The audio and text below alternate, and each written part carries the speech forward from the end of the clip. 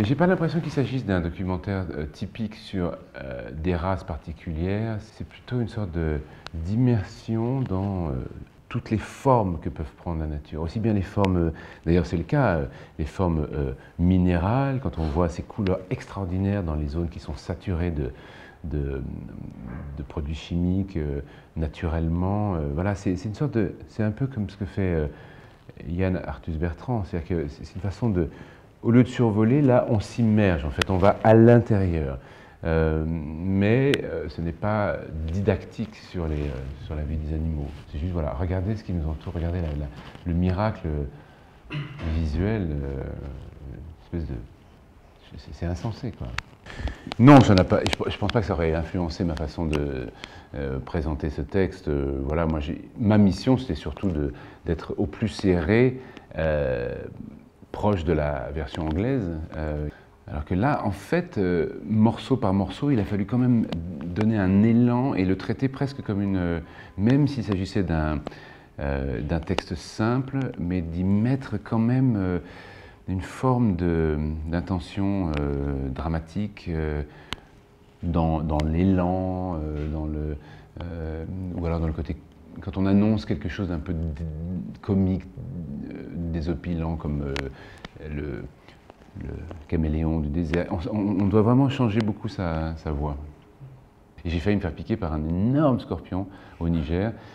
Et rien que l'évocation, ça me fait trembler parce que il se trouve que j'ai une phobie des insectes, donc ça c'est ma réalité.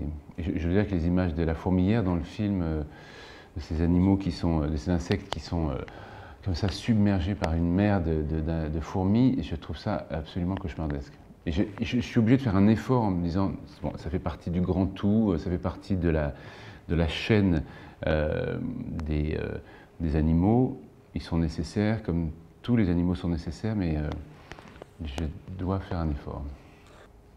Je pense qu'on ne demande pas à un acteur qui a une notoriété de moyenne à haute, par exemple, de faire ce genre de voix sans lui demander en même temps de faire un service après-vente. Et donc, pour moi, c'est l'opportunité de redire des choses qui me paraissent nécessaires sur ces sujets-là. Et en l'occurrence, ce que propose le film, c'est une immersion dans la beauté de la nature, une immersion avec les techniques modernes de la 3D, des façons de filmer qui sont spectaculaires, pour provoquer un choc qui sera soit une étincelle, une sorte de prise de conscience, surtout pour les jeunes générations. Alors bien entendu, j'ai été surpris, en tant que militant, pour le coup, par le fait que le commentaire ne mentionne aucune mise en garde, aucun avertissement, aucun fait précis sur la menace qui pèse sur des animaux pourtant extrêmement fragilisés. Les gorilles, les éléphants, les poissons, c'est-à-dire qu'on connaît la situation des récifs qui sont en train de mourir dans beaucoup d'endroits de la planète. Et ça m'a surpris.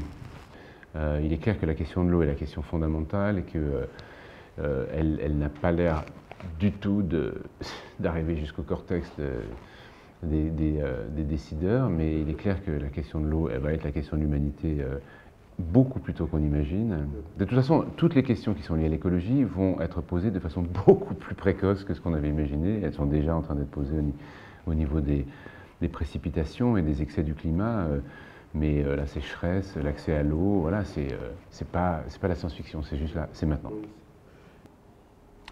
Mais j'en ai fait beaucoup en même temps, je continue à en faire. Ce matin, j'ai enregistré un documentaire sur la... Alors là, c'était très différent et extrêmement rude. C'est un documentaire en 8 parties qui va être diffusé sur France 2, j'imagine à partir du début de l'année prochaine, sur les victimes des camps de concentration. C'est 8 films, on est plusieurs lecteurs, il y a François Cluzet, il y a moi, il y a enfin, d'autres, vous pourrez vous renseigner. Bon voilà, j'ai fait ça ce matin, donc je pratique ça souvent.